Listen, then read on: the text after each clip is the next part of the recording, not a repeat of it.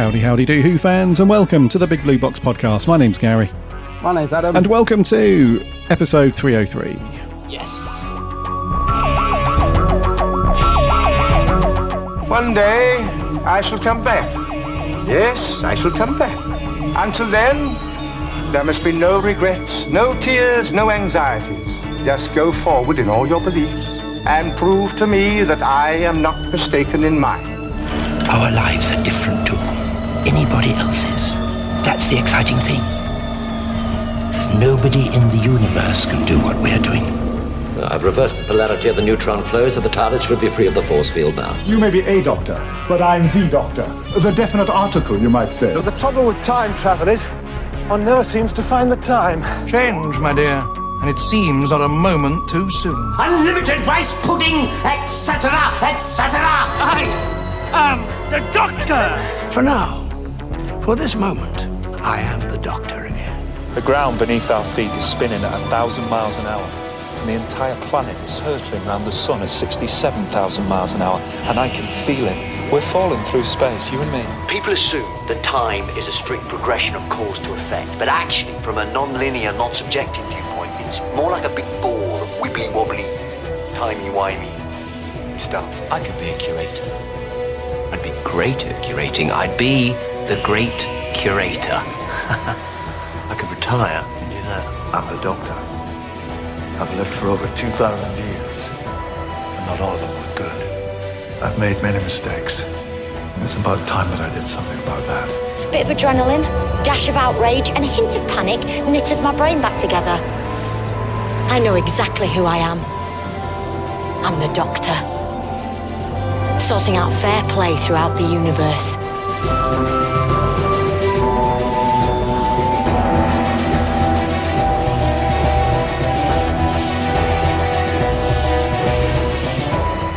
Hey, Doctor Who fans. It's episode 303. Welcome back to another week. Hope you're all keeping healthy and safe. You've had a cracking week and you've all managed to do something Doctor Who related. Yes, I think a few people might have this week. Just a few. Mabes. Yeah. It's been a good week for the old classic Who. Has been a good week, hasn't it? Certain Doctor in particular, Mr. Pertwee. We'll come on to that in a second. Well, welcome aboard, everybody. It's it's been a quiet old week again, for Doctor Who. I'm getting sick of saying that. I'm getting sick of saying it. We need something, dude. We need the Beeb to pull their finger out. Basically, we've been in like a kind of. Obviously, we've been in a lockdown situation for a while now. However, that doesn't stop those dudes over at the BBC from tapping away on the old computers, doing stuff. The only thing that we have is it's really weird because it feels like they're trying to trickle feed things out on their official YouTube channel. And interestingly enough, actually, on the official Sarah Jane Adventures YouTube channel, they were almost in tandem with our reviews, I didn't even know there was one. Yeah. So what they do is every week they post a little 2-minute clip.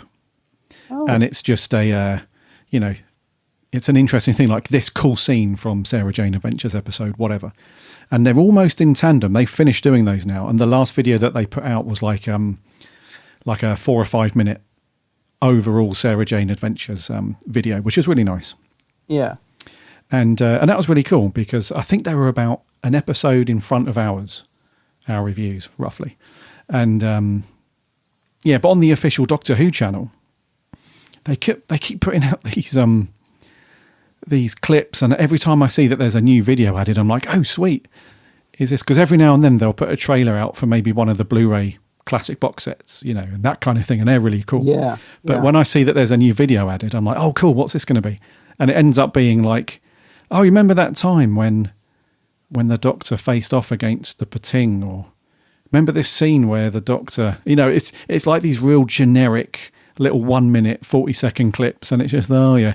So they're just recycling these old updates and these old things like that. So you can tell that that's absolutely right. Well, we said that we keep this intern on but there's really nothing for them to do because the website's up to date. If everyone's ever been to the official Doctor Who website, I think it's doctorwho.tv is the official BBC Doctor Who website, and that gets updated every now and then. There's nothing too crazy on it. It's more of in my opinion, that website's more of an archive for like information. If you want to find out about a certain alien or past Doctors or whatever, they've got a little bit of blurb on there and stuff like that. So there's not really a lot to do for the people at the BBC who are managing like the outward facing Doctor Who stuff. So yeah, the old interns are like, whoa, we can't really fire them because, the BBC's just gets enough bad press over the last year or two as it is. We can't just fire interns.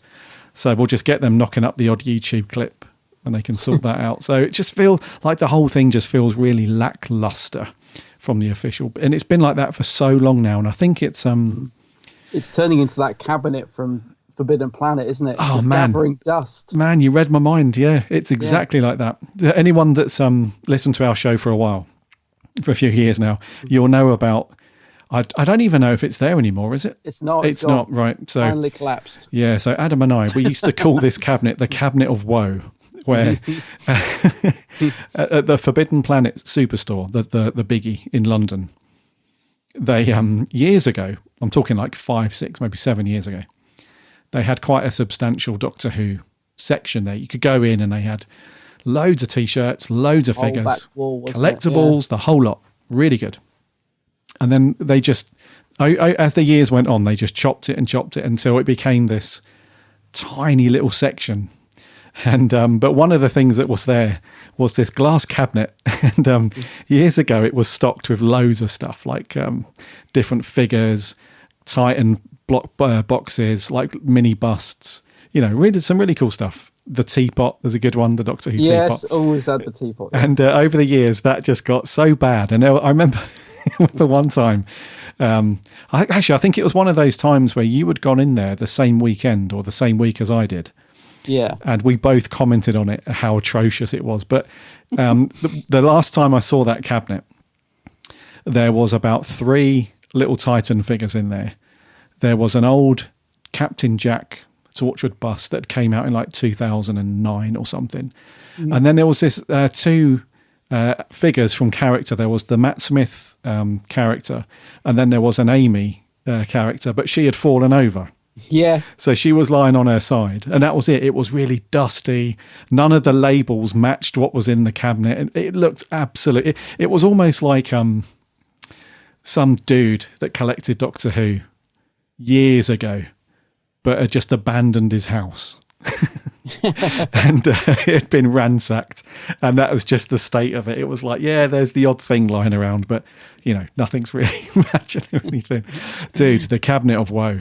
God. I know, I miss that cabinet. I'm wondering what it'll be like when they reopen, because the last time I went into FP, I didn't think the Doctor section could get any smaller, but it had. It sort of shrunk to this one tiny side panel of the wall right at the back of the shop. You could so easily not even see it. But I know they've started doing loads of like exclusive T-shirts, like they're doing this Master range and the Time of Victoria stuff. And I'm hoping the next time we go in, it's fleshed out a bit more. I don't know, because they keep moving it around now, don't they? The Doctor section used to be like almost one entire wall as you walked in, and it's reduced to this thing at the back. So it'd be interesting to see what. The cabinet will never come back. We'll never, those days are gone. But it'd be interesting to see what the Doctor Who section looks like. Talking of merch, though, although FP are doing their T-shirts and they're doing some cool exclusive stuff, Funko have just announced that they're dropping the Doctor Who range. So they're vaulting it, as they call it. The Doctor Who range has been vaulted by Funko, which is sad because Funko, whether you love or hate them, is a massive brand. Everywhere you go, you see Funkos. They do so many different ones from every single program and film you could ever imagine. Even some really obscure stuff. And they've done some good Doctor Who ones over the years, to be fair. But yeah, apparently they're not going to be doing any more, I guess, because sales figures have gone down or whatever, which is a shame because I was really hoping that one day we'd get a 6th Doctor Funko. I really felt like that would be probably one of the best Funkos ever. Just to have a Sixth Doctor in his colourful costume Funko would have been awesome. And a McCoy one with his little umbrella. Because we got a couple of classic Doctors. We got a good First Doctor one, I remember. He was cool. We did, yeah, with the cane, the walking stick. Yeah. Yep. Because some Funkos look better than others, don't they? Because they give them those dead eyes. You know, I think that's what a lot of people don't like, is they look a bit they can look a bit generic, but every now and again you get one and you think, oh, actually that is cool. I do like it. It suits the design, if you like. And I remember the First Doctor one was cool. What other classic Doctors did we get? I know we got four, Tom. Four, of course. Yeah. I got a couple of him. Yeah, you got him. Yeah, and I think there was There was a cool K9 one. Yep. They didn't do all the classic Doctors, though. I don't think we got a Pertwee or a Troughton. I could be wrong, but I don't think we did. We didn't get Davis. And do you know what? It might have only been Hartnell and Tom Baker, I think. In the classic, yeah. Range. I could be wrong with that, because I kind of drifted away from Funko Pops after a while. Right. Having said that, I did buy a few Star Wars ones the other day. But did you? Yeah, so the Doctor Who one, man, do you know what, from Funkos, and it's the same thing with Forbidden Planet, it's not their fault that they had to keep, chopping off how large the Doctor Who section was, because, as we've discussed loads of times over the last few years, it's just the amount of cool merch coming from the BBC or their outsourced things with character or whatever. It just seems to be getting less and less as every year, even though the show's still going and there's new aliens and there's new things and there's new stuff that they could do. It just, merchandise just doesn't seem to be on their radar to focus on it at all, like they did back in the Russell T Davies era. Yeah. So yeah, it's a bit of a shame, really, but. Yeah, I mean, there has been some stuff in the Jodie era, I think, which would have perfectly lent itself to a Funko, I mean, the Bating, I think, as soon as we saw it, we felt like it was just designed just to be a toy. And I think we did get a Funko of it. We did. A limited one, didn't we? Mm-hmm. But no toy of it. But, yeah, I don't know. I think that, it's just the range itself. Titans as well, you mentioned. Now, you know how mad I am about the blind boxes, the Titan figures. I have bought millions of those things. But I watched a really interesting video with the guy from Titan. He was at a toy fair, and they did an interview with him about what's coming out this year. And, when shops reopen and stuff, and he was talking about the ranges they're really excited about. And the interviewer, the first thing he said was like, so we're going to see some more Doctor Who. And he's like, I don't think we're going to see any this year. No. He's like, no, we've kind of Doctor Who this year. And I can't remember the reasons he gives. He's very diplomatic about it. But he's basically saying, but the answer was no. There'll be no new Doctor Who Titans this year. And I sort of, felt a little pang in my heart, because I do love the Titan figures. But I kind of get it. I mean, the Doctor Who range from them has really dwindled. They were really strong for a while, around the 50th. Mm-hmm. Oh yeah. Remember that they did the classic Doctors range, which was just brilliant. Of all the classic Doctors, I went crazy when they brought those out. And then it's sort of after the 50th and that, it kind of dwindled a little bit. So no more Funkos, no more Titans, but the classic range still going very strong. So you mentioned it earlier. I guess there are so many listeners out there that have received their season 8 sets this week, or some people like yourself actually got it on, was it Friday or Saturday you got it of last week? Yeah, I got mine on Friday last week. Friday, yeah, so you got yours early. So yeah, I didn't get I got mine on Monday, which was the official day of release. Mm-hmm. And oh man, the anxiety in me, because I always worry about it's going to arrive with a little dent in the corner. So only one of my sets, to be fair, has got a ding in it, and it's a tiny one. It's nothing really, but it's weird how every time I get that set out, my eye just gravitates towards the top corner, because it's got that tiny little crease in it. I don't know why it bugs me. So yeah, the anxiety of seeing everyone with these sets, and they all looked perfect. My whole Twitter feed on Saturday was just filled with season 18. And I knew mine was arriving Monday, because I got a text from the Royal Mail saying, we've received your parcel from HMV. It will be, it's on its way. I think, okay, it's coming Monday. It's all good. But yeah, that anxiety of the box arriving, and I could see the actual card box was a tiny bit dented. But no, thank goodness it arrived in perfect condition. Nice. It's absolutely beautiful set. I think, now I've got it in hand, I think this might be my favourite cover so far. I literally, this is no exaggeration, I have not stopped staring at it. I love this cover by Lee Binding, this John Pertwee cover. I think it's the background behind him. It just looks amazing. I absolutely love this cover. I mean, they're all good, but there's something about this one that really just, I don't know, I can't stop staring at it. Maybe just because it's new, but yeah. So what special features have you watched so far, or have you dived into the episodes? How much of it have you watched? All right, so I've only watched one of the special features so far, and that was In Conversation, the Matthew Suite. Oh, yes, Katie Manning. Yeah, which was very good. She's so sweet. Oh, she's great. Yes, and then the only other, I've watched one at the Damons. The Damons.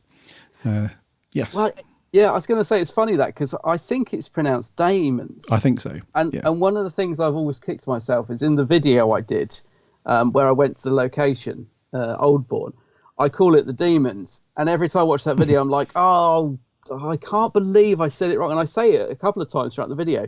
But I don't feel so bad now because I noticed on the trailer that Katie did for the set, I think she says demons. Yeah. I think. Yeah, she does. Yeah, so I'm thinking, oh, well, okay, maybe, I guess it's like tomato, isn't it? Yeah, I don't think it's not a biggie. Don't lose any sleep over that, yeah. But yeah, she's very sweet. She's very sweet. And you can tell that she, just by the way that she answers some of the questions and the way that she talks with Matthew, it's like, she has so much love for John Pertwee. It's off the scale. Like she adored him by the sound of it, and it's lovely. So I need to crack on with the rest of it. The next two that I've got on the radar to watch next is A Devil's Weekend, I think it's called, where Katie and John Levine, they go to Oldbourne and have a look around and do that stuff, and then the Behind the Sofa, which is always a good laugh and stuff like that. So yeah, that's on the to-do list for this weekend, and then obviously I'm going to watch the other stories on there, but it's they've done a decent job, mate, with the transfer. Again, it looks, they haven't overdone, like it's not one of those things where you're like, oh wow, that's over sharpened, or it doesn't look like the original. It still looks like the original story, but it looks and sounds very cool. And I haven't noticed any errors yet. Sometimes with these sets, I know, I've been worried that I keep waiting for someone to find something wrong with it, but touch wood. Yeah, not yet. Although there's a couple of misprinted booklets. I guess you've checked your booklet, have you? Yeah, a couple of people's booklet. It goes from page 1 to 9, and then it starts at page 1 again, and they're missing like 10 to 25 or something. I don't know. There's a couple of misprinted booklets, but as far as I know, no problems with the sets themselves as yet. Touch wood. Yeah, I don't know about the other stories, but certainly the Damons. There's no issues with that I've seen. So. Yeah, no, it's great. I mean, I've watched, so obviously I've only had a couple of days to watch mine, and I've gone straight into the special features because I've seen the stories loads of times, and I look forward to watching them all remastered. And I hear that the new effects are good as well, because I'm never a big fan of them giving the new effects. I'm quite happy to watch how it was broadcast. I just think that's part of the charm. But I hear that the new effects in Auton, in the Auton Invasion, are really good with the doll. So I'm looking forward to that. But I've watched a couple of the Behind the Sofas, the first two, and it's really nice to have Sasha and Anjali. Is that how you say it? I'm never sure how to pronounce the name. Yeah, that's it. Yeah, the Rani, sorry, Rani on there. It's great to see them, and it's really interesting to see Sasha watch Delgado's Master, because he says he didn't want to watch any before he took over the part, because he wanted to do his own take on it. But I can see that he's loving Delgado's Master. You can tell by the way he's watching him and commenting on him that he's like thinking, wow, this guy. He comments on how still he is. He's like, God, my master, I'm crazy. And this guy's so calm and still. And I'm thinking, I really hope he picks up a few little pointers from that. Because I think I said it in our review. I really like Sasha as the master. Mm-hmm. But I would love it if he was just a little bit more toned down, like, a little bit more Delgado-like. And I could just see that he's fallen in love with Delgado's master just from the Behind the Sofa. So, yeah, that was cool to see. And the only other thing I've watched from it is the Terrence Dicks documentary. Oh, with Frank Skinner. With Frank Skinner. Yeah. Oh, mate, you're in for a real treat. Yeah, it looks good. You're in for an absolute treat. It starts off like you think it's just going to be, so Frank walks down the street and he's talking about Terrence. And And then he meets up with a couple of other writers like Rob Shearman and Paul Cornell in a library, and they sit around a table and talk about the memories of Terence. And you think that's going to be it. Oh, no. It then sort of goes into other things, which I'm not going to ruin because it's something I think, if you haven't seen it, I don't want to spoil it. But it's a really, really lovely tribute to Terence. And it will bring a little tear to your eye, I think. And the thing that comes through most of it is Terence's friendship with Barry Letts was just so strong. It's just another absolutely cracking documentary, that fits in with the JNT one. And what was the other one they did that was really good? Anyway, yeah, it's just a brilliant documentary. You're going to love it when you see it. And without giving too much away, the room that Terence used to sit in and write all the Doctor Who scripts and target books and stuff, he used to have a key, so he'd lock it, and his wife never got to go in there. Yeah, it was like his little room. Well, his little man cave. His little man cave. Yeah, wait till you see it. Because his wife says when Terence died, she finally got the key. She was never allowed in there. She finally got the key, and she lets Frank go in there. And wow, you're just gonna love it because it's kind of just Sounds awesome. Yeah, I'm not gonna say anymore. It's kind of how we imagine me and you living at Terence's age. It's just like wow. Oh, cool. Yeah, that sounds You're gonna good. love that documentary, dude. Honestly, I just loved it from start to finish. So yeah, I'm like I can't wait to dive into the rest now. I'm really looking forward to the old Bourne revisit. And also there's one where some writers travel around some locations. Oh, that's called The Direct Route. It's I haven't watched that. Graham Harper, Tim Coombe and Michael Bryant, the directors. They go on like a big road trip and they go through a lot of the locations from season 8. And they just chat around what it was like directing Doctor Who in the 70s and stuff. And so yeah, that sounds really good as well, actually. Yeah, that's another one I'm looking forward to because obviously I love my locations and stuff. So it's just another beautiful set, and the amount of effort that's gone into it is incredible. Yeah. It's just why my friend texted me yesterday and said, "Oh, I didn't pre-order it, and I'm trying to find one. Do you know where I can get one?" I'm like, "Well, no, it's sold out everywhere before it even got released." So I told him to try Argos because apparently they're going to get some, But it amazes me. He was saying, why are they so limited? And I'm like, well, I don't know, because they put so much effort into them. There is so much sort of love poured into them. It does seem strange to, limit them so much. I don't know. And I think we all thought they were going to be reissued as standard boxes, didn't we? Which I don't know if that's going to happen. I keep hearing that this is the last time it's going to be reissued on physical media, which I can totally see the BBC doing that because I don't think they've got a clue when it comes to these things. But I don't know. Anyway, there's a lot of love gone into it, and I can't wait to watch the rest. Really can't. I'm going to be doing that this afternoon. Driving my other half mad because I'm like, don't even think of coming near the television. This is mine all week. Yeah, cool. I think it must have something to do with a monetary thing. I think the BBC need to, because I don't think it's relatively cheap to do these. I don't think it's mega bucks, but at the same time, I don't think it's cheap at all to put these together. So I think they need to absolutely guarantee that they're going to sell.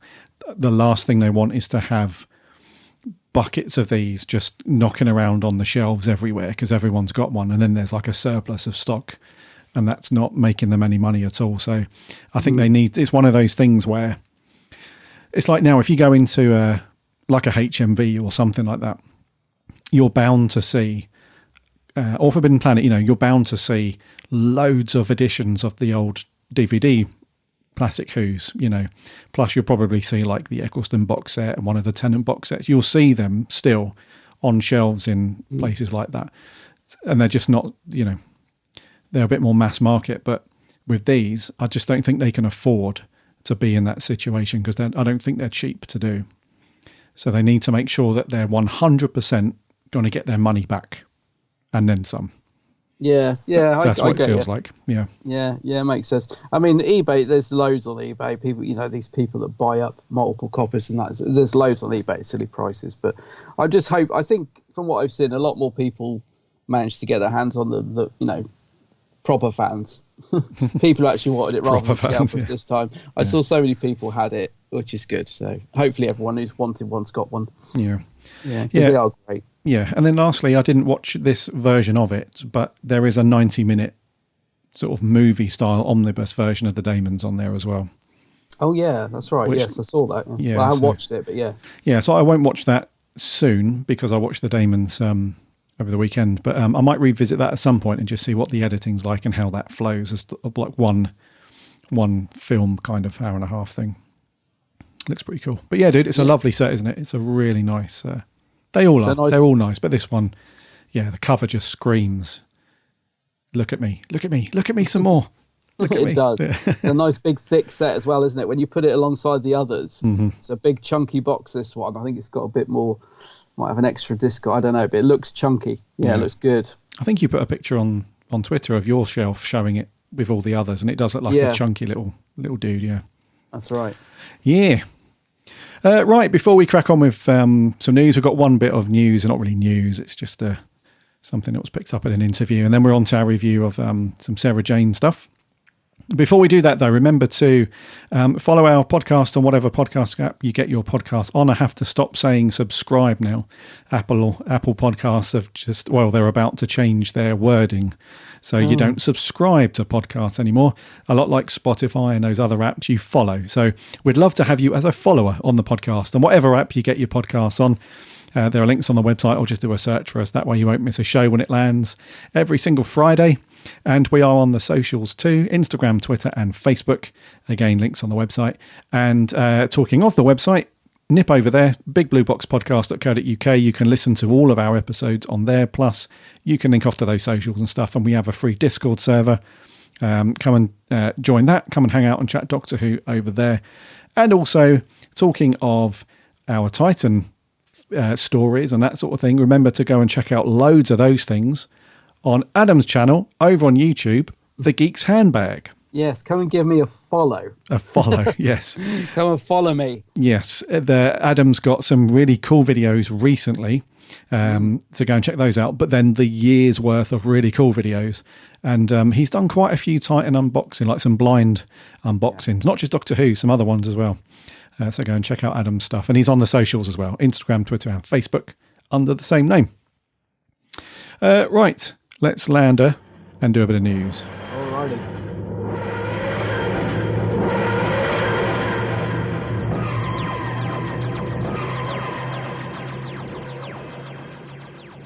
So, over at the Radio Times, theradiotimes.com, by the way, there was an interview that went out on International Women's Day, which was yesterday, I think, the 9th.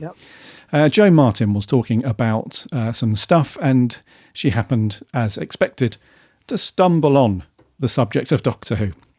And she was saying that somebody said, would you be up for basically coming back and doing more Doctor Who? And she said, of course. She's really up for it. She's like, of course, of course. She said, what's not to like about that? I would absolutely love it. And they've got John Bishop there now, haven't they? And she's a big fan, and she says, I want to do a scene with him for sure. Then she added that I think there's so much more story. What they set up opens up a world where they've not fully explored yet with Doctor Who. And then she goes on to say, and you don't want to waste that costume. That costume, it's a real waste of a costume because it's so swaggy, and so I think that costume needs to be worn again by me. And then she says, if there's no space for the Fugitive Doctor, she calls it, in the next series, then she wants Chris Chibnall to do a spin-off. She's like, you can have a world of different spin-offs and things happening, and they're all part of the same world, like Marvel, she told the Radio Times. Now, dude, this is really interesting because somebody in our Discord server the other day said, what's all this class business? And I immediately jumped on it and said, look, it's bloody dreadful. It's beeping dreadful. Give it a go if you're bored. Literally, if you've watched every single thing on Netflix, on Amazon, on Disney Plus, if you've watched everything and you are literally sat there staring at the ceiling, going insane, twiddling your thumbs, then give class a go. Otherwise, it's absolutely dreadful. And one of the things that we spoke about was this whole connected universe thing. Yeah. And Joe mentions this, like, they could do it as a decent spin-off like Marvel. And we've seen Marvel do that really well now, not just with their movie line of things, but the recent WandaVision and the upcoming Winter Soldier and, that kind of thing. So you could see that working. And I think we spoke about it very briefly on our episode 300 roundtable with our writers. I think it was Mark that picked up on the whole Marvel thing. So she does make a good point, because I think if you can do that right, I don't think they did that right with Class at all, which is why I mentioned talking about Class. It was kind of like they labelled it as in the world of Doctor Who.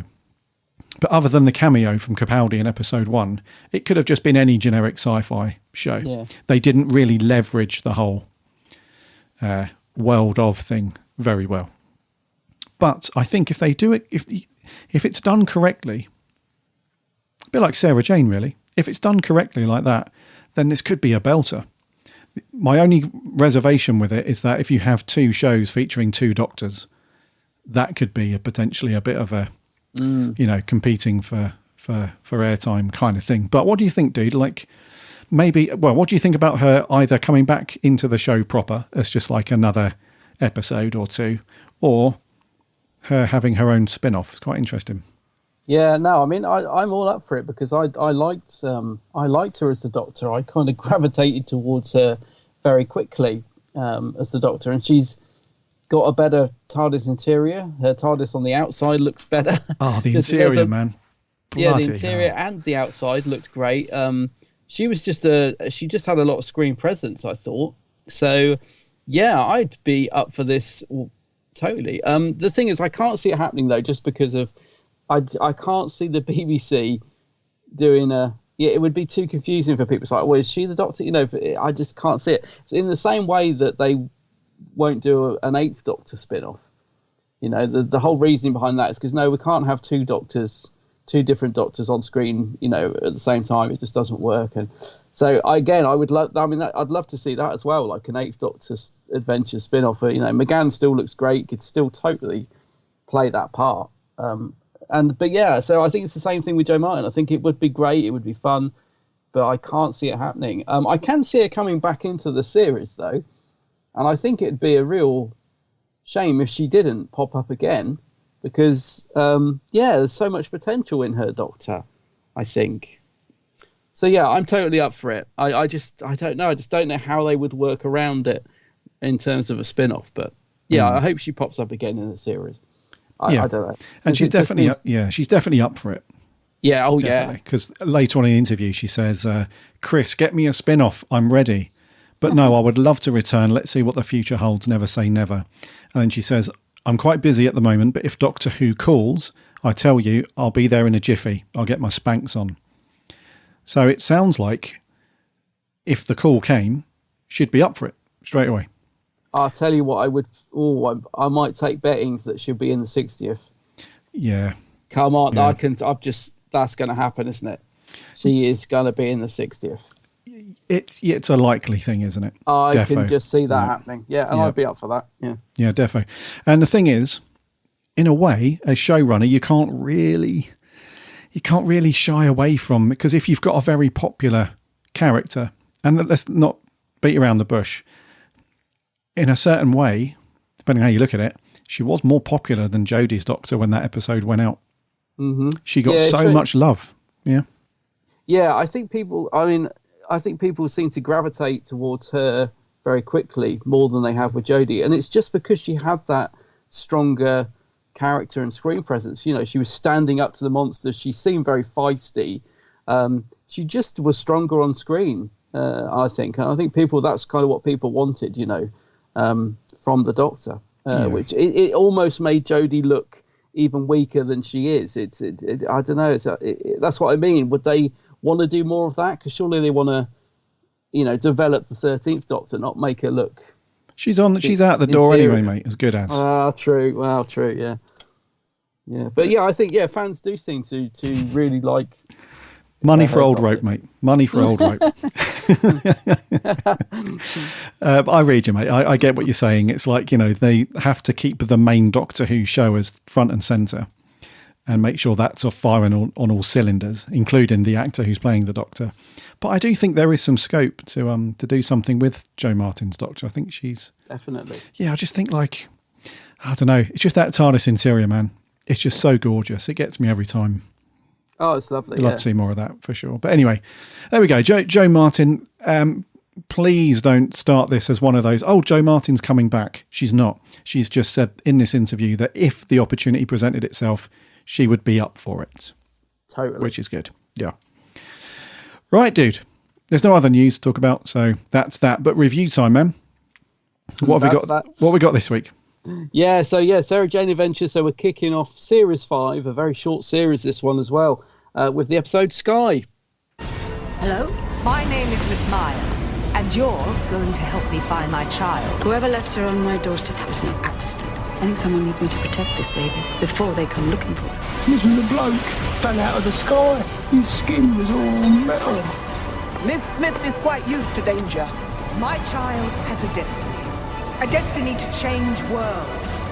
She is no child, she is a weapon. Flick of a switch, it will summon all metal kind.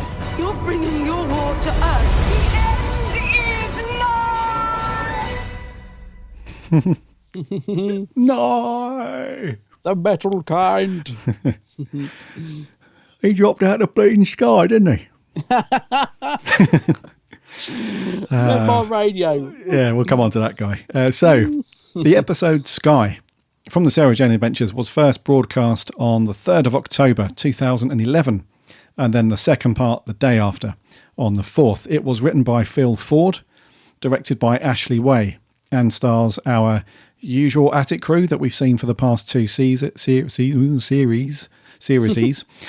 the introduction of Sinead Michael as the young Sky, and a couple of other peeps there. And the storyline for this one is it's basically the Terminator. If you've ever seen the Terminator, it's basically that. A child is sent and plopped on the doorstep of Sarah Jane Smith by what I think, I could be wrong, but I think it was the shopkeeper. I think he was responsible for that. There's always this conspiracy. Like There's always this conspiracy theory with this episode, and where people think it's the Doctor that dropped Sky off, because Rani says, "Oh, it might have been the Doctor," and Sarah's like, "No, I don't think so." But from what I gather, anyway, towards the end of the episode, it feels like the shopkeeper was responsible for that. So basically, it's a bit like John Connor in the Terminator. Sky has been dropped off. This robot comes back. It almost looks the same visual effects as the Terminator. This robot metal kind thing is trying to kill her, and they're trying to save her. So basically, if you've seen the Terminator, you'll be very at home with this episode. They need to protect Sky because, unbeknownst to her, she's been a bit like Luke. She's been developed in a lab to be a weapon to take out the metal kind. There's essentially two planets in this system where the flesh kind and the metal kind have been warring for centuries, and they've developed Sky as this weapon, this giant bomb that's going to take them all out. And it's down to Sarah Jane and those guys to try and A, stop the metal kind robot, B, stop Miss Myers from getting hold of Sky so she can manipulate her into doing that stuff, and then obviously C is to stop Sky from dying and doing all that destruction and whatnot. So the kickoff to Series 5, dude, with Sky. What are your thoughts? Yeah, I thought it was a good little start to Series 5. Nice introduction of the new character Sky as well. I hadn't picked up on the Terminator thing.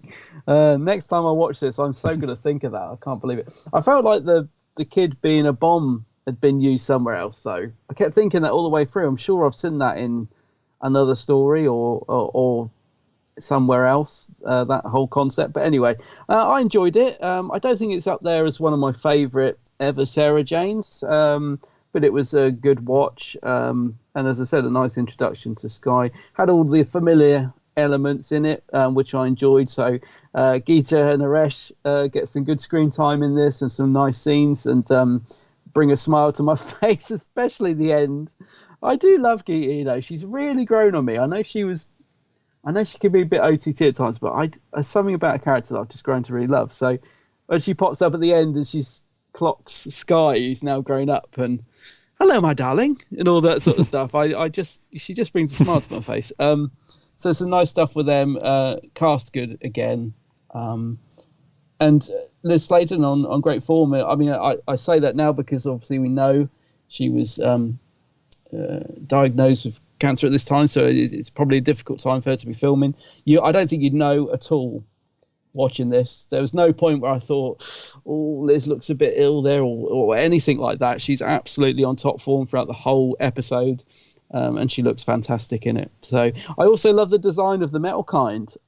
When he first appears, he's got this real classic design. Reminds me of something out of an old 50s sci-fi movie. I think it's the eyes. He's got these weird eyes.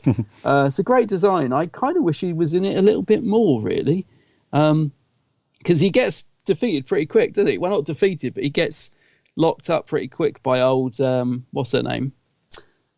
Miss Myers. Oh, yeah. I mean, she's a bit feisty, isn't she? So, yeah, so I love the design of the metal kind. Paul, played by good old Paul Casey, who we always gets to play these parts. I want to meet him because he's been every monster and robot since the show returned in 2005, I think.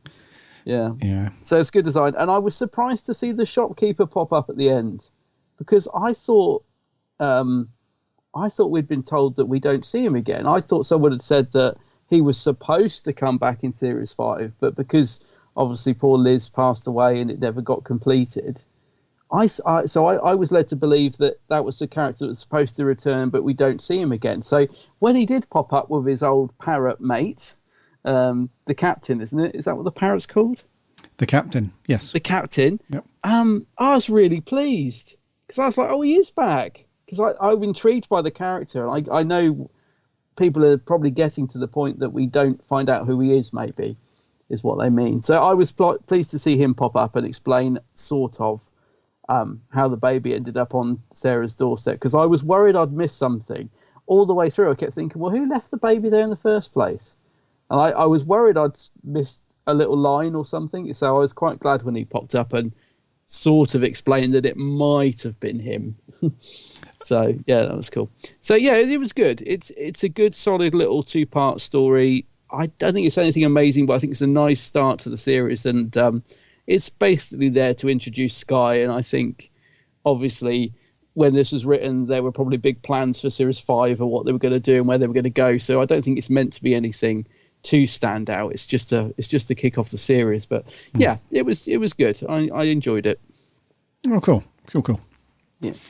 How do you not get the Terminator thing, dude? I don't know. There's even a bit where Miss Myers like screeches out in front of Clyde.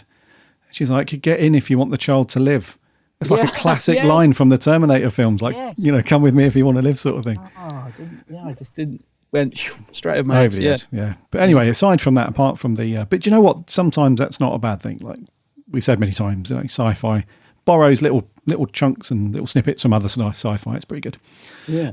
So yeah, I think this is a fairly decent watch, dude. I'm not going to say it's a great episode, a great story, but it's still a good watch for me. It's still a decent thing. It has that. I'm amazed that they were able to get the consistency rocking and rolling still over 5 series. It's like sometimes with TV shows, when you get past series sort of 4, and certainly when you get onto 5 series and then onwards, it starts to feel like a different show in some respects. Like sometimes you change producers or you change things and the vibe and the look and feel changes a little bit, stuff like that. So it's amazing that we're at episode 1 of series 5 and it still feels like you could slot this into series 2, for example, and it would work and it would be good. And it's such a great consistent show. So I love the fact that even though it's bittersweet that we've started series 5 because of circumstances with Liz Sladen that we know it was cut short, it still feels, like you said, I'm pretty sure, I'm not sure when the filming dates were for this one. No, I don't know. I'm not sure. I know, although it came out in October 2011, I think Liz Sladen passed away in April, I think, of that year. Yes. So, right, well, she must have known at this point what was, that she was ill. But like you said, it's like you would never know. No, she's just so strong, and she's just it's that in itself is amazing to me. It's you would never know, because sometimes with public figures or movie stars or TV stars, whatever, there's this like real big night and day difference between when they were fit and healthy and when they were unwell. I'm trying to think of somebody like Steve Jobs, for example.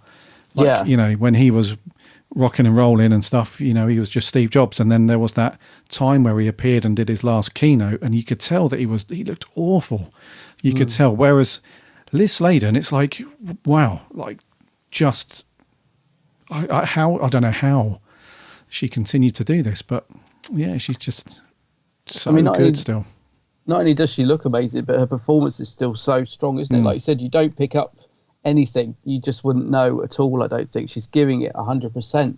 And she's still in it plenty. It's not as if they've, you know, made it a Sarah Jane Light story to, you know, I don't know if the production team even knew at this point, but you know, that one of the notes I made was when Sarah Jane says she's going to save you, you believe her because she's that strong. You just totally, you're almost punching the fist in the air, say, yeah, go on, Sarah Jane, because she's so strong in her performance when she delivers lines like that. You know, like there's a bit where she's gonna rescue Sky from the metal kind or from Miss Myers or whatever at the end, and she says, come with me, Sky, I'm going to sort this out or something. And I'm thinking, God, she just delivers the lines with such conviction that you absolutely believe that if you were in Sky's shoes, you would believe that everything's going to be all right. Sarah Jane's going to sort it. We don't know how, she doesn't know how, but she will do it. Because of the conviction in Liz Sladen's performance, is just absolutely firing on all cylinders as usual. It's it's quite incredible, really. It is, man. Yeah. So I think more than anything, and it's a tricky one, really, isn't it? Because although that's incredibly sad, obviously, in a way, you don't want that to overshadow the fact that they were still making Sarah Jane. You know, at that time, you want the episodes to be as great as they can be. It's, although it's in the back of your mind, and it was in the back of my mind when I was watching it. It's you also want to try and forget that. You just want to enjoy, you know, a solid, really good Sarah Jane, because we haven't reviewed that many with low scores. Really, it's a great show, as we've said. So it's hard. It's really hard because I guess it's how you view life and stuff and all that jazz. But, you know, sometimes you have to sort of lock those thoughts away and just enjoy what you're watching. It's hard not to bring that stuff into it. But it's funny you say that because, yeah, it was in the back of my mind as well. And the only reason for that, like you said, there's nothing on screen to put that in your mind. It's only because we know. And I think the reason that it's in the back of my mind watching this is because I'm aware that we've only got 2 more stories after it. So it's a really short. We know that this series didn't get completed. So I think that's the reason it's in my mind when watching this. I'm almost savouring every moment, thinking, oh gosh, you know, this is near the end. I don't want this series to end. And we know what was going on, you know, behind the scenes. So it is in the back of your mind just because of that, I think. Not because you're seeing anything on screen and thinking, oh dear, you know, so Liz doesn't look too well or anything like that, because you don't. You just wouldn't know at all, really. So I think that's the thing. It's, and like you said, it has been a strong series. We haven't. I don't think there's been any bad episode in the whole 5 series we reviewed. I think there's been some that we've really enjoyed, some that we thought were just a bit, they were okay, a bit average. But there's been none where we've said, God, I really struggled with this one. You know, I really did. You know, that was really poor. I think there was one story perhaps that we've reviewed lower than any other out of the whole 5 series. I can't remember which one it was now, where we said it was probably a bit below par, but that's it. Yeah. It's been such a solid run of adventures. You know, no pun intended. No, it's been really cool, man. And this is no exception, although this isn't I wouldn't say it's my favourite of the Sarah Jane adventures overall. It's still a good watch. Now, there's a couple of things that lean into why I feel that way. The first one is there's a small part of me that the Sky character, it feels like a little bit like the Luke situation. Yeah, very much so. Yeah, I thought that, yeah. So although they're different enough that, you couldn't say, okay, that's just a carbon copy of either the Luke character or the circumstances on how Luke.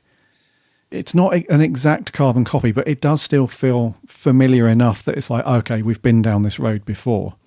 And there was no way that Sarah Jane was going to say that Skye couldn't live with her. So the whole, for those listeners that have not seen this episode, the whole thing with Skye is that she was abandoned on Sarah Jane's doorstep as just a little baby, and they didn't know immediately that Skye was an alien. It's not until she starts blowing light bulbs everywhere and she's got like this big electrical EMP kind of charge thing happening. And then almost overnight, she grows into like a teenage girl. I think she's like 12 or 13, something like that. Yeah. Like overnight. And that's when we dive into, as the story progresses, that's where we find out from Miss Myers that she created this person as a weapon. And so the circumstances about how she became that age and how all that stuff slightly different to Luke, but essentially it's like the same thing with Luke. Like she was never going to turn Luke away, and she kind of adopted him, and they have a great relationship now, and it's the same thing, isn't it? It's like she was never going to turn her away. So she's adopted Skye, and I guess as the series would have progressed, if we had got more, then that relationship would have may have been the focus for the show. How those two, alongside Clyde and Rani, just developed the adventures of literally the title, as it says, the adventures of Sarah Jane and that kind of thing. But yeah, it's an interesting character, Skye. So I like it that it does add another character in the mix. I don't think it feels too crowded, which is good. But I do feel it's a bit too similar to Luke. Yeah, I did as well. I wasn't sure how I felt about that, because it feels intentional, because they even sort of mentioned the fact it's similar to Luke, but also I wondered why they did that. So I totally get where you're coming from on that one. It just, I don't know. I just wonder, why did they decide to? It's almost like they feel like they need to replace, put a new character in to sort of keep the series fresh.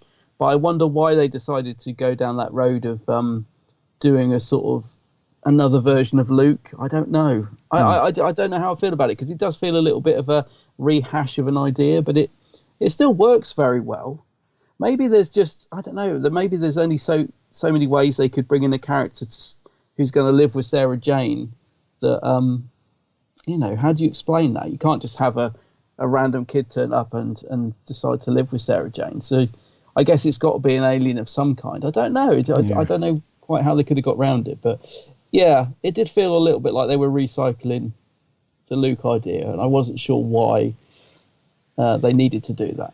Yeah, not sure where they were going to go with it in this series. Well, I think it was. I mentioned earlier about this conspiracy around, was it the Doctor that dropped Skye off or anything like that? Yeah. I think initially when they were. I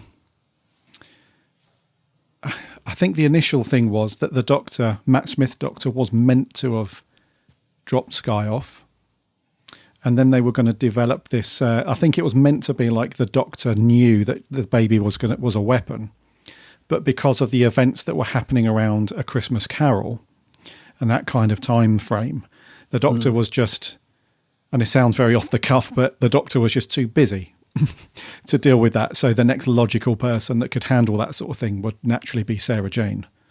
So that was the thing. But I think because of Liz Sladen's, that stuff, they obviously thought, well, we're not going to be able to progress that.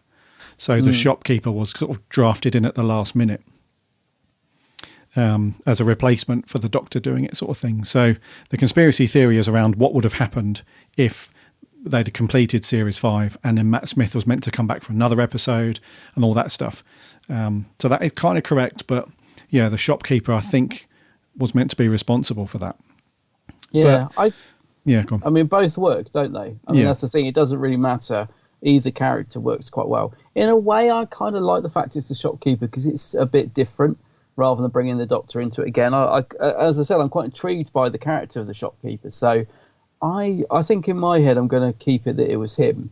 I just think it's slightly more interesting than if the Doctor did it, because the Doctor probably would have, said hello, maybe. I don't know. Yeah.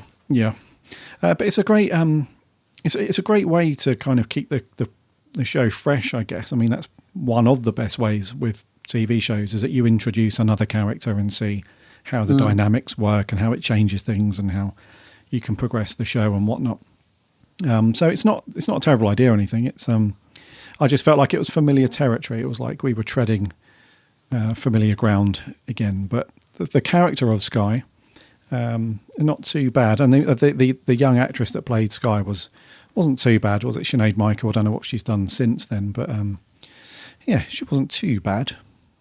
No, I thought she was all right, actually, because, I mean, when you get an actor of that age, they can be a bit hit and miss, especially when they're given, stuff to do like that, where they've got to act a bit alien and she doesn't know anything and what's a bomb and what's this, and she's a bit like Luke did in his first story, asking lots of questions.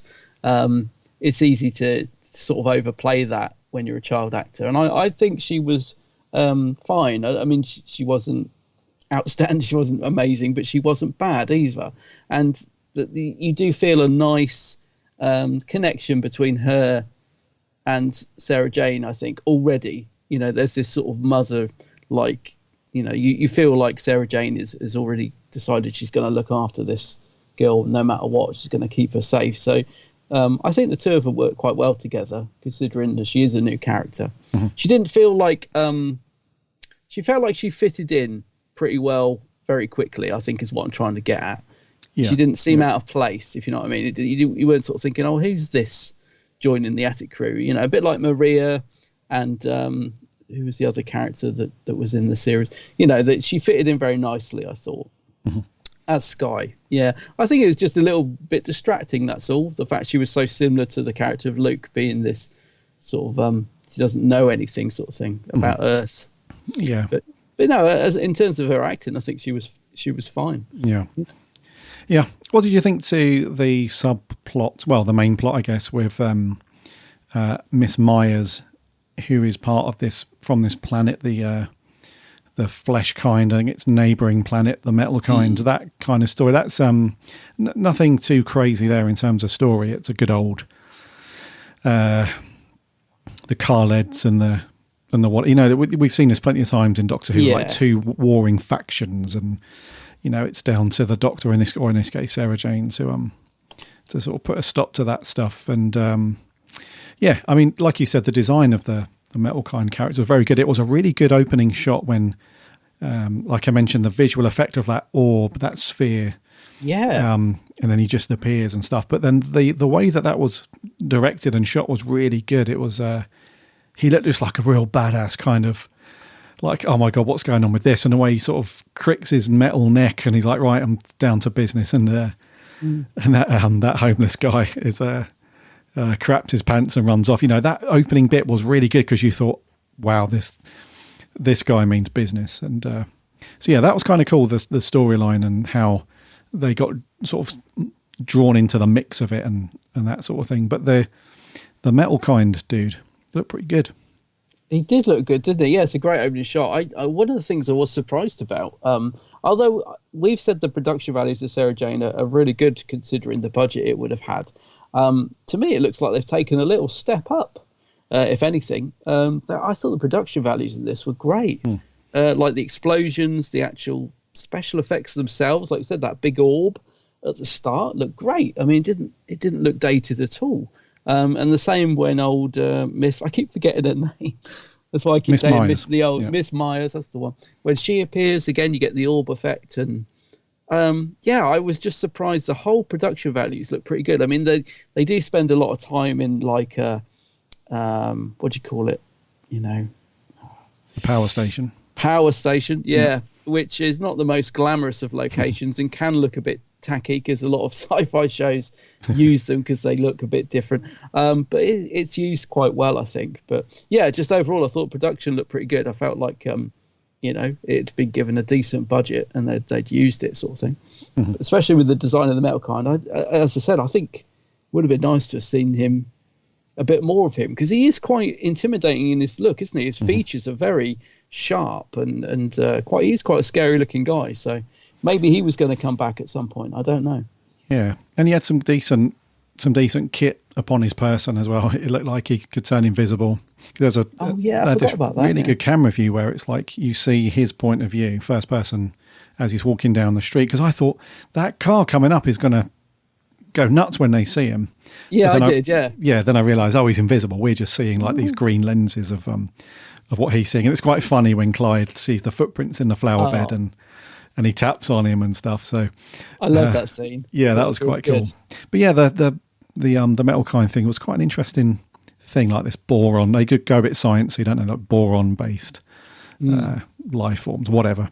But Miss Myers, she was an interesting one because I felt like she started off strong, but then just progressively got a bit weaker. Because when she first turned up, she zapped everybody. You know, she's like, zap, zap, zap. And like she mind controls that dude. And I thought, wow, she means business as well. This is going to be a big tear up later. But then she doesn't use that anymore. Like she so easily could have just zapped Clyde or zapped somebody, and like she did in the opening couple of minutes. But she ends up just being a bit of a talker, unfortunately. But she wasn't bad. It was just, I don't know, I felt like she had a really good entrance into it.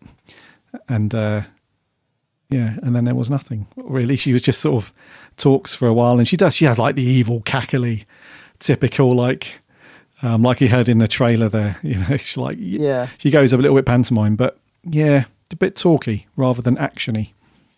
Yeah, performance-wise, she was okay, but the character didn't really go anywhere, did it? I thought exactly the same as you. She comes out and you think, uh-oh, who's this? Like she's gonna tear the place up, and she doesn't. She just kind of grabs Clyde and you think, uh-oh, poor old Clyde, and then the next thing they're in the power station and he's just kind of stood there, and I'm thinking, what's happening? What are they waiting for? Why they could have so easily just taken the baby off of him like ages ago. Why have they plonked him in the middle of a room and let him run off? It didn't really she just didn't really go anywhere, that character. It's a shame, really. Yeah, and I think she does have a bit of a Doctor Who villain vibe towards the end, because you don't see much of her in the last act, I suppose, and then when Sarah Jane goes back to the power station to try and sort her out, she's developing her own plan. She's wired up the metal kind dude so that he can be a beacon and summon them all, and then when they're all there, then Sky can do a bomb thing.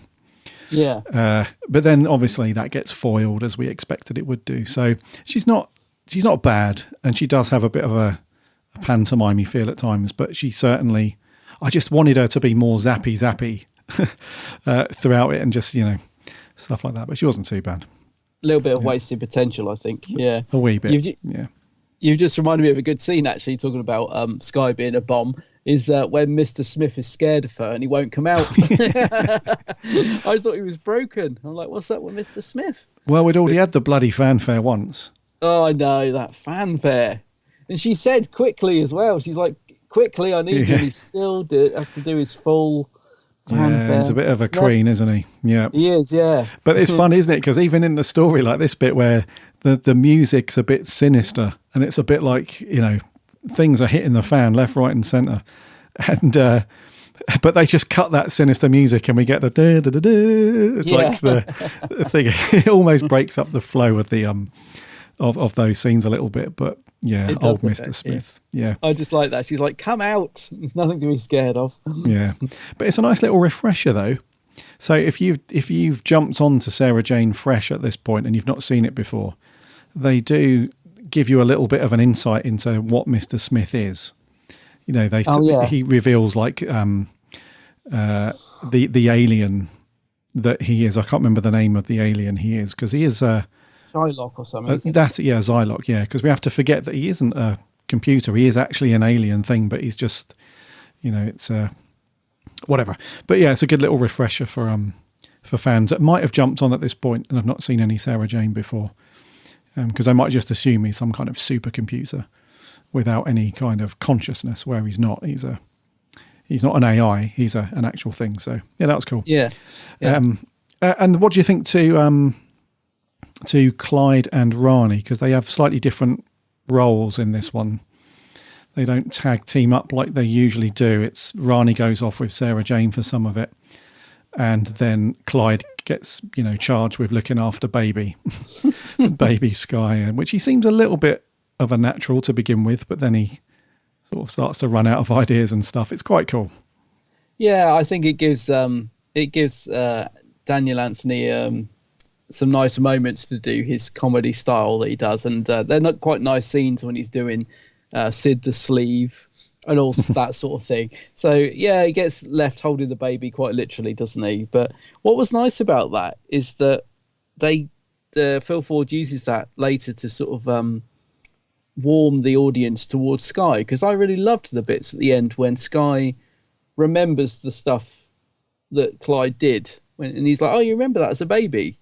And she's like, "Yeah, I love Sid the Sleeve," and all that sort of thing. I thought, "Oh, that's lovely. That's a really nice bit of writing, the way that she still remembers it." So you then you're starting to like this new character because she's very sweet and she's remembered the stuff that Clyde did to try and make her laugh and all that sort of thing. So rather than just being a throwaway little comedy scene, it actually had a bit of emotion to it at the end of the story. So I really liked that. And Daniel Anthony is really good at those sort of scenes. I think he plays that sort of comedy quite well. So I liked all that stuff. And Rani, she was quite good actually, because she provided, because Clyde, I wouldn't say that we ventured back into just one-liners too much, but like you said, he does provide those quips and stuff like that. So you can't have two people doing the same thing. So she does provide that kind of sort of head on straight, if you know what I mean. She's got a sensible head on her shoulders a lot of the time. And so I think she was nothing too crazy from her in terms of what her character has to do or her performance, but still a good one from Anjali, I would say. Yeah, I think so. I mean, it's like when she gets a text message from Sarah Jane, she's straight out the door, and she is a good character, isn't she? And I like the fact that Geeta's kind of just got used to it now. She doesn't question, well, where are you going? Or she's like, oh, it's Sarah Jane, she's in trouble. Oh, fine. Okay, my darling, see you later, and all that sort of stuff. And so, again, it's a nice bit of character progression there that, that Rhonda's growing up and she can handle herself and all that sort of stuff. So, yeah, but I can't remember too many things from her in this story particularly. It's not to say she's not good in it, but she doesn't get as many moments, I don't think, as the other guys. I'm not sure. Yeah, no, you're right. And talking of her parents, Haresh was funny in this one. He's just losing his rag the bulbs. The light bulbs. Yeah, and then the Miss Myers turns up. He thinks they are the electricity company, and and he's losing his mind. And then at the end, where it all goes off again, he's like, right, we're having this whole house rewired, and Geeta's just like, oh, whatever. They've got that real typical kind of husband and wife kind of bants between them. You're like, they've been together long enough now that she knows, oh, he's in one of his moods, whatever, and the same for him. He's like, yeah, here we go. Because I think, doesn't Geeta say something about, he winds her up basically towards the beginning, and then at the end, he's got the hump, so she's winding him up. They've got that really cool sort of typical husband and wife dynamic. They've been together for donkey's years, and they're quite funny. Yeah, I like those. I just like the scenes between them. They always bring a nice bit of fun to the story as well, don't they? They are great, those two. Yeah, that's cool. And what did you think, just lastly then, what do you think to the conclusion? Because like I said, we always knew that Sarah Jane wouldn't say no to Sky living with them, and then we see them kind of ready to rock and roll for episode 2, I suppose. Like Sky's, I think she's got her own clothes by the end of it, not just some hand-me-downs from Luke. And then we get that nice, lovely little voiceover that they do at the opening and the closing from Sarah Jane, those episodes. And so it was a nice little conclusion, really. Although it wasn't the strongest episode, it wrapped it up nicely. And then you're excited then to crack on and see what episode 2 offers, I think. It did leave me wanting more. I was going to say, it did. It introduced the character, and it was a nice little watch. And then it's like you said, right, we're ready to go. And I thought, you can tell that this was going to just kick off, a cracking series. It's such a shame that, it never got finished, because I don't know how much, I don't know. I haven't seen the next 2 episodes. I don't know how the series wraps up, how they managed to, get round the fact that it was never completed. So I don't know where these characters go or what happens or anything like that. But I did get that feeling at the end of it of, right, they've introduced Skye, good little story, let's go. And I just wish we had a full series to get into, because I am quite excited. It has freshened up the program. It didn't need it. I was enjoying it perfectly well, just having Rani and Clyde. But it's added in a new character, and she seems to fit in well. And yeah, by the end of it, I was just ready to, let's go into the next one. Let's see what happens now, and see how these guys get on and stuff. And then the next time trailer looks really good. It's looks like it's a Clyde central story, and yeah, it was a good next time trailer. So yeah, it just left me wanting to move on to the next story, and it did its job. I think I was like, yeah, let's go, let's get into the next one. Yeah. Obviously, I didn't. I'm saving it till we watch it, but yeah. No, it's good. And I like that they brought back the shopkeeper dude with the parrot, the captain thing, because it kind of, he didn't explicitly say anything, but it kind of alluded to the fact that he would pop up again at some point throughout the series, which would have been cool, because every time that he's there, Sarah Jane's really intrigued, like she asks him again, like, who are you? What's going on? And then he's very elusive in the time he's there. He's only there for a couple of minutes, and also what the information he's giving her, because he's there to collect Skye. He's there to take her back to wherever he's there to take her somewhere. We don't know where. But then she's like, no, I want to stay with Sarah Jane. He's like, okay, cool. But then snap of the fingers, he's gone. And us as the viewer, like Sarah Jane, is like, God, I want to find out exactly who he is and stuff. So it would have been nice, like you said, if they had finished the series, we maybe would have seen a bit more insight into who he is, what he is, and what he's doing. So that would have been cool. But and then it's really nice at the end. She's like, let's get some pizza, and Skye's like, what's pizza? And you think, we've got all this lovely stuff to come, that we did with Luke, where we have to sort of train him on what being human is like, and these different things. So it was a cool ending. It was a nice little wrap up. Luke does pop up in the beginning as well, doesn't he? We're nice just to keep him in the loop. He's still there on his screen doing his uni stuff. And do we know who the shopkeeper was gonna turn out to be, or was that never solved? Like, I'm assuming the writers had some idea where they were going with the characters, but has that ever been spoke about? Or because I just had a quick search, I couldn't see anything about who he was going to turn out to be, or what the character was. Which in a way I don't mind, because I quite like the mystery. To be honest with you, but I don't know. Has it ever been? I don't know who created the characters. Phil Ford ever come out and said, "Oh, he was going to turn out to be this," or I think we spoke about this. Yeah, I have a feeling we did. But yeah. So it wasn't going to be like the Doctor or something, was he? Well, he was going to be this character called the Corsair, or it was alluded to the fact that he was the Corsair. He was a Time Lord. Similar sort of thing to the Doctor, a bit of an adventurer, blah, blah, blah. But it came from, I have to make sure my memory's in check here, but I think it came from, so Neil Gaiman wrote this book called 11 Things You Probably Didn't Know About the Corsair.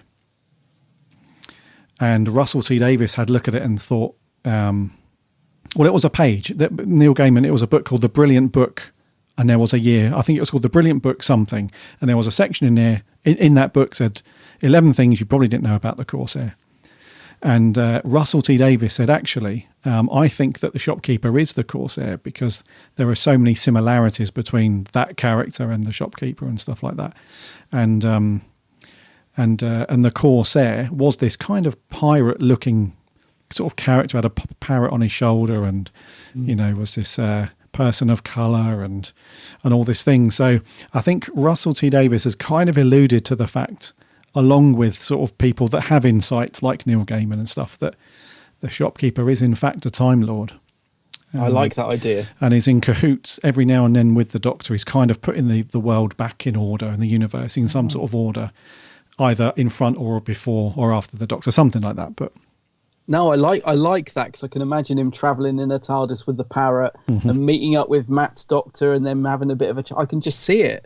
Like Matt's Doctor saying, "Oh, can you go and sort this out? Take this baby. I haven't got time." And I really like that idea. Yeah. Okay. Our listeners might correct me on that. I have to make sure I've got my memory, like Wurzel, got my memory head on. But I think that's what the deal was. So it's never been confirmed. I don't think the Beeb or any showrunners have said, "Yeah, that is the the Corsair or anything, but I think it's just a nice little, we'll leave that in the background. If you want to name drop and call it, and link the two, then great. But yeah, it's an interesting character though. The way they've done it in the Sarah Jane Adventures, it is kind of intriguing for sure. Yeah, no, it's good. Yeah. Rightio, dude. I've got nothing else on my list. Have you got anything else you want to bring up? No, just the fact it was nice to see Professor Celeste Rivers back. I love Floella Benjamin. Obviously, I grew up as a kid watching Play School, so she's not the best actress, bless her. She's a bit, but I just think it's lovely to see her pop up again. I just love Floella Benjamin anyway. Yeah. And the guy with the radio. Anything to say about him before we wrap up? Sorry. Oh God, you liked him, didn't you? Oh mate, I'm glad you reminded me because I was going to bring him up earlier, but then we started talking about something else. But that dude, what a fun little character that was. I think that was. I think it was. Oh, what's the actor's name? I think the character name was Hector. I think it's Hector, yeah. Yeah, and he was played by Peter Hugo Daly. I'm pretty sure it was him. But what a fun little character, though, because we knew that we would revisit him because he witnesses the metal kind guy, doesn't he, at the beginning? Yeah. And then when they're back at the scene, because they label it up as like a meteorite landing and stuff. So you got the scientists there and they're having a look around. And we knew that he was going to pop back up and... The way he played, I'm not sure if the director was like, I don't know if like Ashley Way was like, look, we want you to play him this way, or if the actor was like, well, just let me run with it, I'll do it. But either way, he's got this right little, I don't know, I kind of saw him there and I legged off, didn't I, and all that lot, and he's just got it's such a lovely little vibe about him, and the way that Sarah Jane fixes his radio, he's over the moon, because he's a bit of a quirky, weird sort of guy. He collects batteries of all things in his little makeshift sort of, thing where he lives, and his radio doesn't work, and she fixes it, and he's over the moon, and that sort of thing. He's just one of those really fun little quirky. He just made me smile, man. He was so cool. I loved that scene when she fixed the radio of a sonic lipstick. He's like, with a lipstick. She's like, I can do it if you tell me. I thought it was a lovely, lovely scene between the two. It's also nice when Professor Rivers starts zapping with her lipstick. She's like, oh, I want one of those. Zap, zap, zap. Yeah. So it's a lovely little moments with those little side characters. Yeah, really, really fun. I think those moments make these stories that perhaps are, not as strong with their storyline. It's just so many lovely moments that are beautifully written like that elevate these episodes up, isn't it? It is, yeah. Yeah, and those little touches as well, like Professor Rivers, where she's like, I can't keep up, I've got Wellingtons on. And there's little funny genuine little moments. Smiles, isn't it? It's not forced, or it's just genuine, lovely little moments, yeah. Yeah, it's cool, yeah. Okay, well, thank you for reminding me about that dude, because I'd completely forgotten about it. Yeah. Okay, scores on the doors. If you've got nothing else, dude. No. I think it's me to go first. I'm going to give this a 7 out of 10. Snap. Are you a 7? Oh, sorry. Yes, I'm a 7. Yeah, it's definitely a good watch. It's definitely it's nice to be back on Sarah Jane with Series 5. It's a fairly decent opener. There are just some things where it felt like too familiar territory with things, like the whole raging war thing between the two planets. Although that's kind of cool in its own way. It's we've not seen anything that's not original in itself. And then the whole Sky character, while she's very cool and she's sweet and everything, it does feel a lot like we've had this already with Luke. So however, Liz Sladen is just bang on the money every time. So it's a joy to watch, knowing what she was going through at the time. I just still can't believe that. But yeah, so a 7 for me, indeed, fairly decent. Yeah, exactly the same. Cool. Right, what did our listeners think? We had 3 audio clips in this week. Let's kick off with the usual from Down Under, Sammy Satine. G'day, Gary and Adam, Sammy Satine here. So, Sky, it was alright. Sky seems like a nice kid. Nice to see Professor Rivers, the shopkeeper, and the captain. I don't think much of Sky's mum. I really don't have much to say about this one. It's a massive shame your reviews of the Sarah Jane Adventures are coming to an end. How are you going to fill the Sarah Jane Adventures shaped hole in the schedule now? I would really like to know. Anyway, I give it 5 metal kinds out of 10. See ya. 5. Only 5. 5 from Sammy. Yeah, thank you, Sammy. It's yeah, we will have a hole to fill, but we've got plenty of we have plenty of Doctor Who left to get stuck into. Mainly classic stuff and a bit of Torchwood left, but yeah, cool. A 5 from Sammy, middle of the road. From old Sammy Satine. Moving on, this is Joe Turner. I found Sky to be an average episode. Overall, you can see the production value has gone up, which is apparent at the start with a gorgeous CGI planet, along with the explosion when the meteorite hits the scrapyard and the metal kind design, which is really quite threatening and Terminator-like. I love the idea of a war raging out in the Tornado Nebula between 2 planets, one flesh and one metal. However, I thought this episode lacked scale, therefore the threat level for me was lessened because of it. I found Sky a little annoying but bearable. The episode was too confined for me to settings like the nuclear power station and Bannerman Road, but also the episode was a lot of exposition or talking. But there were some nice light-hearted moments too, with Professor Rivers and El Wellies, and Geeta and Haresh, especially Haresh, who continued to lose his temper over the electricity. So overall, I found this episode to be average. I found it to be quite weak in places, and I felt that there was a lot more story to be explored and shown as well. So overall, I give this episode a 6.5 out of 10. Thank you. Another middle of the roadish score. Yeah, 6.5. 6.5 from Joe. And you're right, man, it was funny. Watching Haresh lose his mind over. So, yeah, that was cool. I think we could all feel the frustration, couldn't we, of the nagging and Yeah. But I also agree as well that I think there was more story to tell there. Yeah. So, but no, okay. 6.5 then from Joe. And lastly, this is Mr. TARDISNet 66. I hate to say it, but for me, this is where the Sarah Jane Adventures began to lose its spark, unfortunately due to Elizabeth Sladen's rather tragic passing. It never stays around long enough to be able to justify telling further stories. I don't like the acting and introduction of Sky, as she seems like a repeat of the same storyline and character as Luke, and although the themes of challenging the morality, of sacrificing a child as a weapon in war is potentially interesting, the problem is that it's presented so incredibly simplistically that it doesn't challenge the audience in any way. I feel like the story would have been better if Miss Myers had more empathy as a villain. Obviously, Elizabeth Sladen is a great leading figure. I like the inclusion of the shopkeeper at the end, and the scenes with Clyde and Sky as a baby are a lot of fun to watch. It's not terrible, just unoriginal and disappointing. I give it a 5 out of 10. Oh, another one that's a bit low. Another 5, yeah. I think the common theme coming through here is the originality is not there that we've seen from some previous, especially series openers, you know. And I think perhaps a bit of wasted potential as well. I agree with what these guys are saying, like the villains, you know, like the metal kind. He looked so good, but the threat level's not really there. I think it could have been utilised a bit better, maybe. Yeah, no, agreed. Okay, we had a few over on the socials then. So Chippy T says, I like the idea of a character as a bomb. Sure, I've seen it elsewhere, old Who or Trek, but here it's also used as a plot device to introduce Sky as a long-term team member. Good mix of threat and comedy. Sadly, the idea couldn't be followed through, but I did enjoy 7.5. Okay. Our writer, Jordan Shortman, said, not a fan of this one, but Series 5 was understandably cut short before it could get really good. Sky feels like a rehash of the Luke storyline. It would have been great to see her character explored more, especially as she was supposed to be something to do with the Trickster. Okay, and lastly, Sarah Louise, the running Whovian, says this one didn't grab me in the same way other episodes have, but it was still a good watch with some great lines. My favourite being, none of us can help the way we come into this universe, but we all have a say in what we become.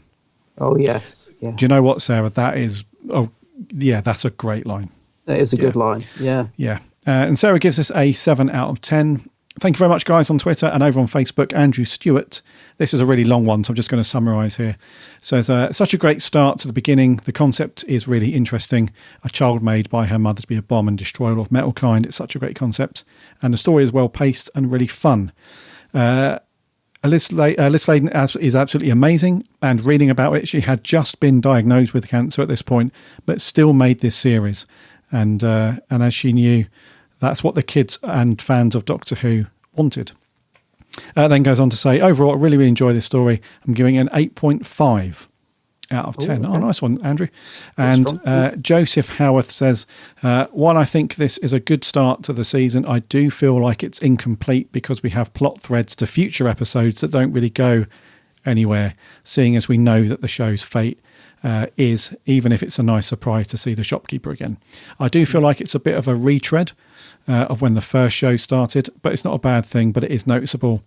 Miss Myers was just an over-the-top villain, and honestly, I think the war is wrong. Morale was on the nose at times. But Joseph gives it a 7. Okay. 7 out of 10. 7.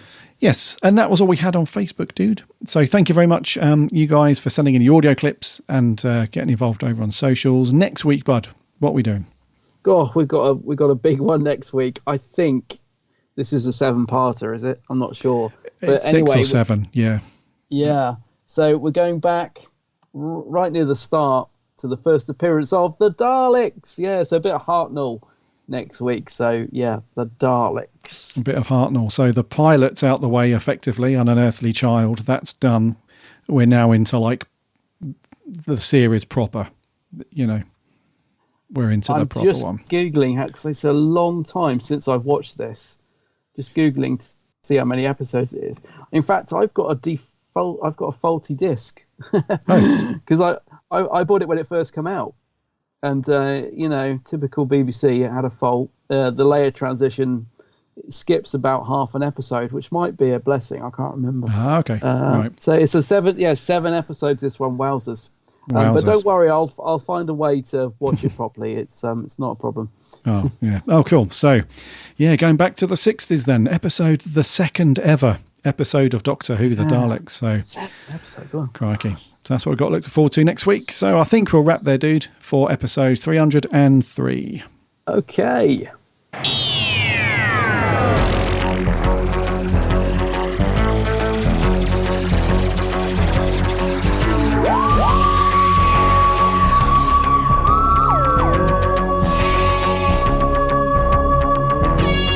Thank you so much for coming back and listening to another week of us waffle on about Doctor Who. That was episode 303. It's been great to have you all here wherever you're listening. It's good to have you here. Those of you that have jumped on board, have just discovered our show, thank you very much. It's good to have you here. And the long-time listeners, the Grizzled Ancients, good to have you back. As always, next week then, as Adam said, we're going to review the Daleks, the first Doctor series, episode from series 1. So for me, this is a BritBox for sure. I'm not going to be up and down off the sofa putting 7 discs in and out. So if you've got a BritBox, then fire that up. Or if you've got the legs, then get your DVDs out and watch all those, because we'll be asking for your thoughts and reviews as always. So that's going to be a good one next week. In the meantime, head over to the website, bigblueboxpodcast.co.uk. You can listen to all of our shows over there. And there are links to all the various podcast apps. So give us a follow on those things, Spotify, Apple Podcasts, all that stuff. We'd love to have you as a follower on the show. That way you won't miss a show when it lands every single Friday. We're on the socials too, Instagram, Twitter and Facebook. Links on the website, or do a search for us. Come and give us a follow there. We chat Doctor Who throughout the week. And also check out all the cool articles and reviews from our writing team on the website. Some cool stuff there. And lastly, we have a free Discord server as well. There's a link on the website. Come and join. It's free, and hang out and chat. Plenty of Doctor Who and all stuff related to Doctor Who over there. Some really cool folks there. It's a good place to hang out. Also, as I said earlier, remember, do not forget to go and check out Adam's channel over on YouTube, which is called The Geek's Handbag. The Geek's Handbag, yes. Got some new vids up. I've been bashing out the vids of late, so go and have a look at them. Definitely, yeah, some great stuff there. And also, as I said earlier, there's years worth of very cool videos there. So go and grab yourself a cup of tea, settle in and watch plenty of Adam's stuff. There's loads of good stuff over there. And Adam is on the socials too, under the same name, The Geek's Handbag, Instagram, Twitter and Facebook. Go and hunt him down, give him a like and a follow. Yes, indeed. Yes, indeedy. Right, okay, dude. We'll be back next week for episode 304. Until then, take care of yourselves and stay healthy. My name's Gary. My name's Adam. And remember...